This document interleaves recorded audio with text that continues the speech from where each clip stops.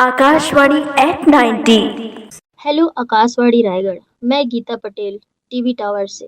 प्रिय श्रोतागण, आज का दिन हम सभी भारतीयों के लिए गर्व का दिन है, क्योंकि हमारी प्रिय संस्था आकाशवाणी ने अपने 90 वर्ष पूरे कर लिए हैं। मैं आकाशवाणी की रेगुलर श्रोता हूँ। आकाशवाणी की यात्रा 1936 से प्रारंभ हुई थी। तब से लेकर आज तक यह संस्था देश की संस्कृति, परंपरा, साहित्य, संगीत और समाचारों की सशक्त ध्वनि बनकर हर घर तक पहुंची है। रेडियो ने न केवल हमें समाचार दिए, बल्कि कठिन समय में साहस और एकता का संदेश भी पहुंचाया। स्वतंत्रता संग्राम हो, युद्ध का दौर हो या फिर खेल कूद और विज्ञान की नई उपलब्धियां, आकाशवाणी ने हर भारतीय के दिल से सीधा संवाद किया। मैं आकाशवाणी के कुछ कार्यक्रम हैं जिसे मैं रेगुलर सुना करती हूँ, जैसे कि वो है विविध भारती। विविध भारती में फिल्मों के लोकप्रिय गीत, नाटक कार्यक्रम, भक्ति, ज्ञानवर्धक कार्यक्रम प्रसारित होते हैं। आकाशवाणी हमें